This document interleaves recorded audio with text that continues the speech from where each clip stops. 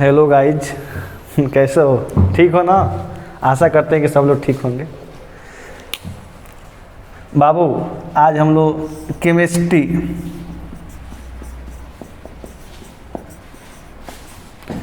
Classes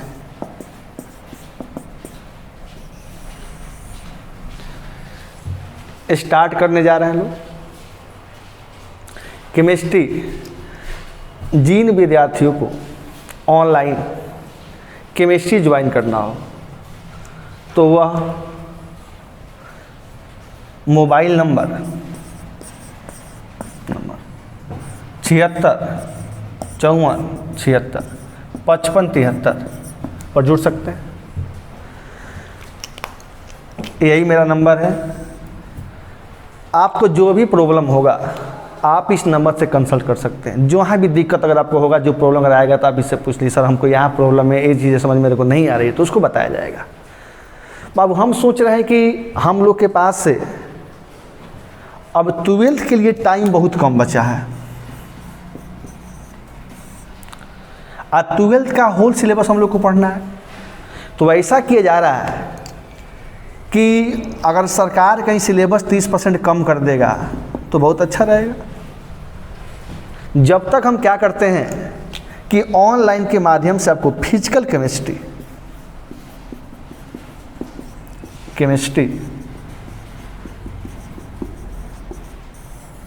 start कर देते हैं, और यह एग्ज़ाम में 23 नंबर का आता है। 23 का 23 नंबर बहुत ही आसानी से मतलब प्राप्त किया जा सकता है, इसमें कोई डाउट नहीं है। और इसमें क्या है कि प्रॉब्लम हम लोग को कुछ नहीं होगा। आज जब कोचिंग अगर हम लोग को खुलेगा तो उस समय इसको छोड़कर आगे टॉपिक स्टार्ट किया जाएगा। तो जो विद्यार्थी को केमिस्ट्री पढ़ना हो तो इसको संपर्क कर सकते हैं। अब क्लास स्टार्ट किया जाए। हम लोग को क्या 12th में क्या क्या पढ़ना है फिजिकल में, उसको हम बताने जा रहा हूँ। तो बाबू, सबसे पहले देखिएगा कि syllabus for 12th, syllabus for 12th physical chemistry.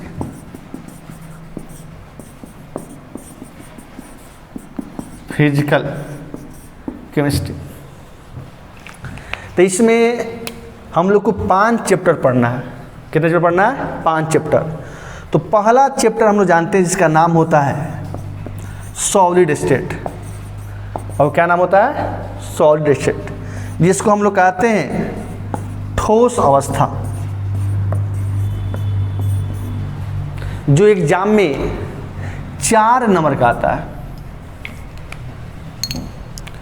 दूसरों को हम लोग कहते हैं सॉल्यूशन।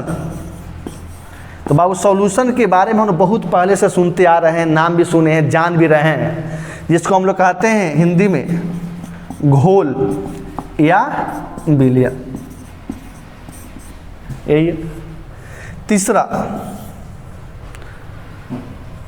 कहते हैं इलेक्ट्रोकेमिस्ट्री। क्या नाम बाबू? इलेक्ट्रोकेमिस्ट्री, जिसको हम लोग कहते हैं वैद्युत रसायन। वैद्युत रसायन। चौथों को कहते हैं हम लोग केमिकल काइनेटिक्स। केमिकल काइनेटिक्स कहते हैं रासायनिक बलगतिकी। रासायनिक बलगतिकी। एक और जो लास्ट हम लोग का है, जिसका नाम है सरफेस केमिस्ट्री। सरफेस केमिस्ट्री, जिसको हम लोग कहते हैं पृष्ठ रसायन। बाबू, क्या कहते हैं? पृष्ठ रसायन। तो बाबू, एग्जाम में 4 नंबर का आता है, एग्जाम में 5 नंबर का, ये भी 5 नंबर का, ये भी 5 नंबर का, ये आता है 4 नंबर का। तो टोटल जहाँ तक है ये एग्जाम में 23 नंबर का आता है। अब देखिए, बारी बारी से 5 चैप्टर हम लोग मतलब पढ़ेंगे। पहला का नाम क्या है? Solid state. दूसरा क्या है? सॉल्यूशन। तीसरा क्या है? इलेक्ट्रोकेमिस्ट्री। चौथा केमिकल काइनेटिक्स। पांचवा सरफेस केमिस्ट्री। तो हम सोचते हैं कि जो पांचों दिया हुआ है तो उसमें जो आप पहले से जानते हैं, तो हम लोग सॉल्यूशन के बारे में 11th में कुछ सीखें, अब 12th में इसको पूरा विस्तार से पढ़ना है जो एग्जाम में 5 नंबर का आएगा। अब पाँचों का पाँचों आसानी से मतलब आ सकता है। तो हम सोचते हैं कि पहले ये पाँचों चैप्टर आप आसानी से अपना कॉपी में लिख लीजिए और पाँचों चैप्टर का नाम याद कर लीजिएगा। उसके बाद से हम सॉल्यूशन को स्टार्ट करने जा रहे हैं। तो सॉल्यूशन के बारे में हम लोग बहुत पहले से भी जान रहे हैं कि सॉल्यूशन किसे कहते हैं, सॉल्यूशन का टाइप्स कितना होता है, और इस पर बहुत सारा न्यूमेरिकल मिलेगा जो एग्जाम में क्वेश्चन मतलब आता है। इससे हर साल एग्जाम में 2 या 3 क्वेश्चन आता है जो 5 नंबर का मतलब रहेगा। पाँचों का 5 नंबर क्या है? बहुत ही मतलब आसान है। तो हम क्या करते हैं कि पहले आप क्या कीजिएगा, इस सबको मतलब लिख लीजिएगा। आई हो गया 4 नंबर का, ये 5 5 5 कितना हो गया? 4। टोटल कितना हो गया बाबू? 23 नंबर। तो हम क्या करते हैं, अब इसको सॉल्यूशन स्टार्ट करने जा रहे हैं। और इसमें कहीं भी अगर आपको डाउट होगा तो मैसेज कीजिएगा, सर हमको यहाँ ये प्रॉब्लम है, उसको हम अच्छा तरीक़ा से आपको बताएंगे। आपको कहीं भी डाउट इसमें हमको नहीं लगता है कहीं आपको डाउट अगर दिखाई देगा। तो चलिए समय को बचाते हुए स्टार्ट किया जा रहा है। तो सबसे पहला बाबू चैप्टर हम लोग का क्या है? सॉल्यूशन। क्या है? सॉल्यूशन, जिसको हम लोग कहते हैं घोल या विलयन। क्या कहते हैं? घोल या विलयन। अब बताइए घोल या विलयन इसको हम लोग कहते हैं। तो सबसे पहले तो होता है कि सर आखिर हम लोग सॉल्यूशन है तो आखिर इसको कहते क्या, किसे कहते? तो सबसे पहले हम लोग क्या करेंगे, इसमें हेडिंग देंगे सॉल्यूशन का परिभाषा। तो सबसे पहले हम लिखेंगे सॉल्यूशन। तो सॉल्यूशन लिखकर इसमें करेंगे घोल या इसको कहते हैं विलयन। तो इसका परिभाषा लिखेंगे हम लोग। क्या जानते हैं कि दो या दो से अधिक, 2 या 2 से अधिक अक्रियाशील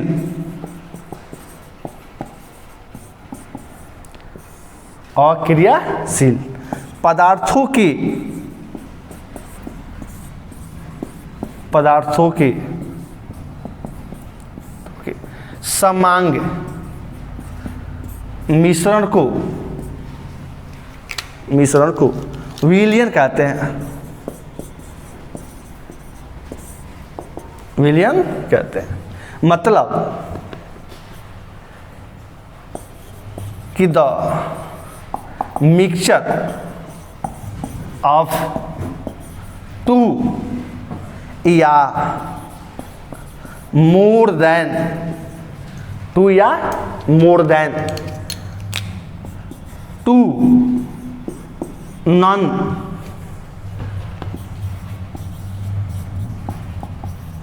reacting substances are known as solution। बाबू इसका परिभाषा अपना मन से बहुत बोल सकते हो बनाकर, यानी कहेंगे कि 2 या 2 से अधिक के अक्रियाशील पदार्थों के समांग मिश्रण का विलयन कहते हैं। यानी कहते हैं कि उसमें 2 या सबसे पहला कंडीशन उसमें 2 या 2 से अधिक पदार्थ होना चाहिए। सेकेंड पार्ट कि उसमें जो भी हो वो अक्रियाशील, जो रिएक्टिव नहीं होना चाहिए। कहता है तीसरा समांग का मतलब होता है जिसके टोटली पार्ट एक जैसा मतलब होना चाहिए। यानी चीनी में पानी को मिला दिया जाता है तो चीनी में पानी मिलाने के बाद यह कभी समझ में नहीं आता कि कौन सा चीनी है कौन सा पानी है, उसका एक ही शब्द आता है क्या? शरबत का। लिखेंगे द मिक्सचर ऑफ 2 और more than 2 non reacting substances are known as solution. अब देखिए बाबू इसमें बहुत सारा अपना मन से आप एग्जाम्पल इसको दे सकते हो। तो एग्जाम्पल में हम लोग कहते हैं कि अगर हम शुगर यानी चीनी में अगर वाटर को मिला देते हैं तो इससे जो बनता है उसका नाम हम लोग जानते हैं। क्या बनता है बाबू? शरबत। क्या बनता है? शरबत। कोई डाउट? अगर आप चाहिएगा तो और भी हो, जैसे सॉइल, मिट्टी में वाटर मिला दो, ये भी बनता है। या क्या करो कि CO2 दिया हुआ है और वाटर को मिला दो, जिसको कहते हैं सॉफ्ट वाटर के नाम से जानते हैं। क्या कहते हैं बाबू? Soft water. तो सॉफ्ट वाटर का मतलब इसको हम देहात में कहते हैं पेप्सी, यानी इसको हम पेप्सी पीते हैं, उसी का नाम होता है यह। तो यानी तो सबसे पहले हम लोग क्या करेंगे कि सबसे पहले सॉल्यूशन हो गया, एग्जाम में 5 नंबर का आता है। उसके बाद सॉल्यूशन कहते किसे हैं? तो यानी आप बताइए, चीनी में पानी को मिला देंगे तो जो शरबत बनेगा उसका पार्ट एक ही होगा। कितना भी अगर शरबत पीने वालों का एक्सपर्ट अगर होगा तो ये नहीं बता सकता है कि ऊपर वाला में ज़्यादा मीठा, नीचे वाला में कम मीठा। यानी शराबी, कितना भी शराब पीने वाला एक्सपर्ट अगर हो, उसको कह दिया जाए कि वाइन अगर दिया है, इसमें पानी को मिला देते हैं और मिलाने के बाद बताइए कि ऊपर वाला में ज़्यादा शराब है कि नीचे वाला में ज़्यादा है, तो बता पाएगा? नहीं बता पाएगा। तो इसी कहते हैं होमोजीनियस मिक्सचर। होमोजीनियस का मतलब होता है जिसकी टोटली पार्ट एक जैसा मतलब होना चाहिए। इसमें कोई डाउट? अब देखो बाबू, बिलियन के होता है कंपोनेंट, यानी सॉल्यूशन बनता है तो कैसे बनता है? तो यानी किसी बिलियन के 2 कंपोनेंट होते हैं, जो पहले से भी आप जान रहे हैं, पहले बताया भी गया। उसमें 2 कंपोनेंट होते हैं जिसका नाम होता है सॉल्वेंट और सॉल्यूट। इसको मिटा देते हैं। जिसका 2 कंपोनेंट होता है, एक का नाम होता है सॉल्वेंट, दूसरा का नाम होता है सॉल्यूट। तो यानी कंपोनेंट ऑफ सॉल्यूशन। अब इसमें नेक्स्ट हेडिंग करेंगे कि कंपोनेंट ऑफ सॉल्यूशन। तो कंपोनेंट ऑफ सॉल्यूशन का मतलब होता है विलयन का घटक।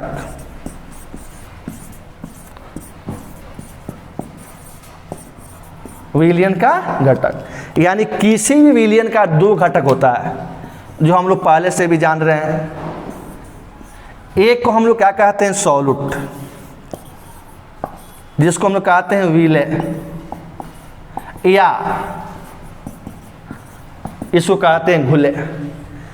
इसके बारे में कहा जाता है कि यह बिलियन में बहुत कम मात्रा में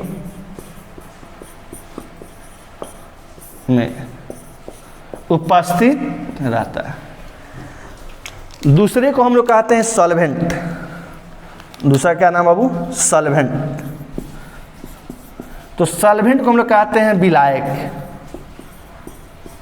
या इसी को हम लोग कहते हैं घोलक। बाबू क्या कहते हैं? घोलक। और इसका मतलब होता है कि यह बिलियन में, मान जो सॉल्यूशन बनेगा तो यह बिलियन में अधिक मात्रा में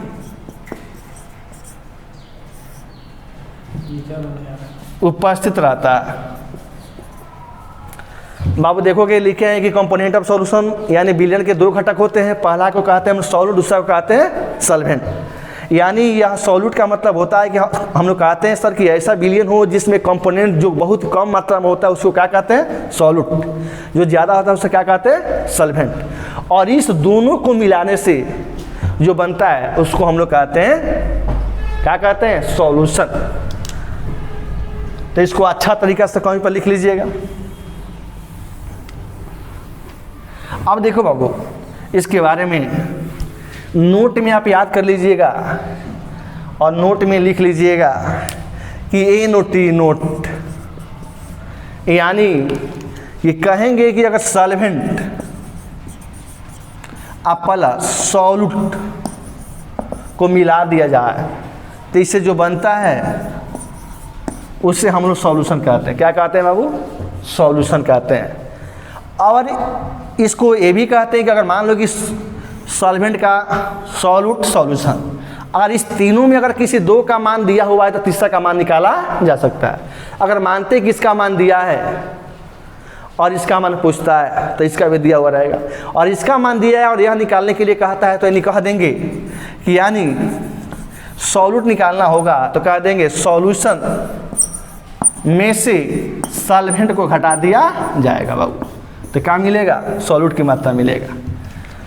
और दूसरा नोट याद रखिएगा कि कहीं भी कि सॉल्वेंट अब प्लस सॉल्यूट ये दो चीज़ें मिलाएंगे तो उसको एक ही नाम दिया जाता है। जैसे हमने बताया था कि चीनी और पानी को मिला दिए तो उसका नाम क्या रख रहे थे? शरबत। अगर दूध में पानी को मिलाते हैं तो दूध पानी नहीं कहते हैं, दूध ही कहा जाता है। शराब में पानी को मिलाते हैं तो शराब पानी नहीं कहते हैं, उसको शराबी कहा जाता है। इसमें कोई दिक्कत? इसको अच्छा तरीक़ा से लिखिएगा और जहाँ भी अगर आपको डाउट होगा तो पूछ लीजिएगा, सर अब प्रॉब्लम मेरे को हो रहा है, उसको अच्छे तरीक़े से बताया जाएगा। देखिएगा सॉल्यूशन का बहुत बड़ा टाइप्स होता है, यानी जो इम्पोर्टेंट अगर आपको है, आपको चाहिए तो सोचते हैं कि उसको बता दिया जाए कि एग्जाम में क्वेश्चन नहीं छूटना चाहिए, और क्वेश्चन छूटेगा तो बहुत आपको दिक्कत होगा। तो यानी कि क्लासिफिकेशन बाबू पहला कि classification of solution on the basis of number of components, on the basis of number of components। कहता है कि कंपोनेंट्स की संख्या के आधार पर सॉल्यूशन का टाइप्स कितने प्रकार के होते हैं।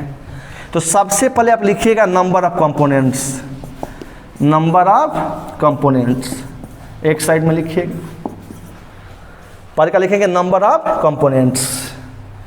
इधर लिखिएगा कि उसका नाम सॉल्यूशन का क्या होगा, तो name of solution, name of solution.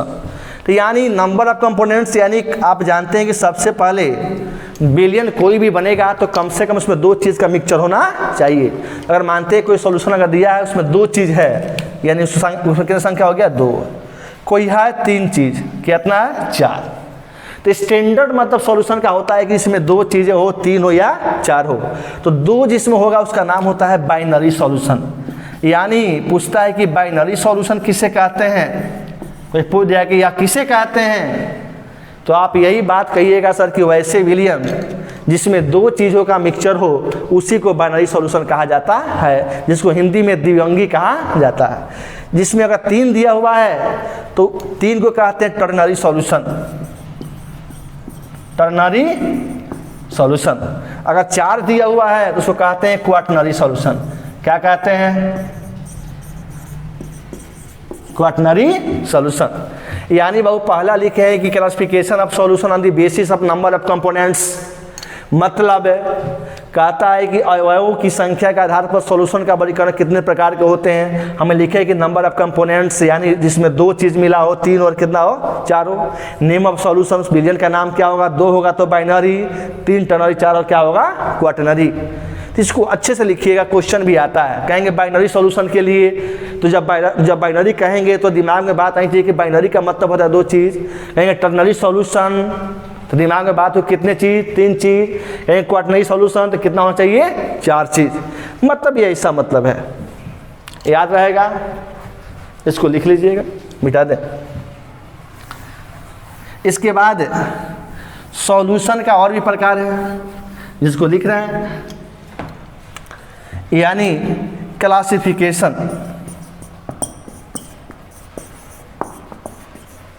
Of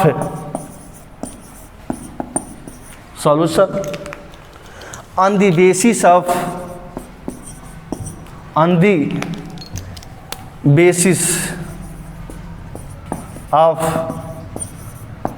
nature of solvents. कहता है कि विलायक की प्रकृति के आधार पर, मतलब विलायक जो दिया हुआ है इसके नेचर के आधार पर सॉल्यूशन कितने प्रकार के होते हैं। तो देखिए पहला कि सबसे पहले इसमें नेचर ऑफ सॉल्वेंट, तो सबसे पहले लिखेंगे nature of solvent, nature of solvent. दूसरा उसका नाम क्या होगा, तो कहेंगे नेम ऑफ सॉल्यूशन, उसका नाम पूछेंगे। तो नेचर ऑफ सॉल्वेंट कहेगा तो सबसे पहले अगर हो सकता है कि जिसमें विलाय के रूप में अगर पानी हो, यानी वाटर हो, क्या हो? वाटर हो। और दूसरा कहता है कि जिसमें वाटर नहीं हो, माने नॉन वाटर हो। तो जिसमें वाटर होगा उस विलियन का नाम क्या होगा? और जिसमें वाटर नहीं होगा उस विलयन का नाम क्या होगा? तो जिसमें पानी होगा उस विलयन को कहते हैं हम लोग एक्वा सॉल्यूशन। देखिएगा आप स्टेशन पर जाइएगा, कहते हैं एक्वा वाटर दीजिए, तो एक्वा वाटर का मतलब क्या होता है?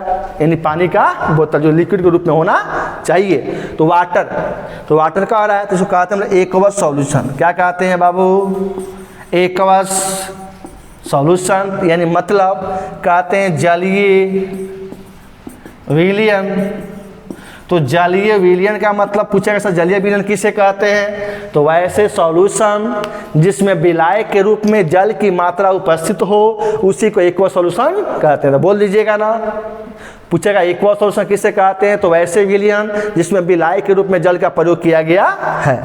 दूसरा कहता है कि नॉन वाटर दिया हुआ है, तो इससे जो विलयन बनेगा इसको कहते हैं नॉन एक्वा सॉल्यूशन। तो पूछेगा कि नॉन एक्वा सॉल्यूशन किसे कहते हैं? तो बाबू क्या बोलिएगा कि वैसे विलयन होगा जिसमें विलायक के रूप में जल का प्रयोग नहीं किया गया हो, इसी को कहते हैं नॉन एक्वा सॉल्यूशन। इसमें कोई डाउट? इसको अच्छे तरीके से लिख लीजिएगा, कहीं भी डाउट अगर हो तो हमसे बताइएगा। और इसी तरह का वीडियो अगर आपको लगातार मिलता हुआ रहेगा तो हम आपसे यही बात कहेंगे बाबू कि जो विद्यार्थी कहीं केमिस्ट्री अगर पढ़ नहीं रहा है, उसको इस साल एग्ज़ाम देना हो, तो उसको बता दो कि बाबू कमलेश सर ऑनलाइन के माध्यम से केमिस्ट्री क्लास स्टार्ट किए हुए हैं। अगर वो पढ़ने का इच्छुक अगर होगा तो उसको कहिए कि सर से ज्वाइन कर लो कि तुम्हारा फ्यूचर बन जाएगा। ये तो एग्ज़ाम भी इस साल देना हो, अगर एग्ज़ाम देने जा रहे हो कुछ याद नहीं होगा तो कहाँ से लिखोगे? अब टाइम तो है नहीं, कोई पढ़ा भी नहीं पाएगा इतने कम समय में। इतना कीजिए कि जो भी विद्यार्थी तुम्हारे घर का हो, गांव का हो, उसको बता दो कि कम से कम वो ज्वाइन कर ले। और ज़्यादा चार्ज पैसा तो है नहीं, पहला रजिस्ट्रेशन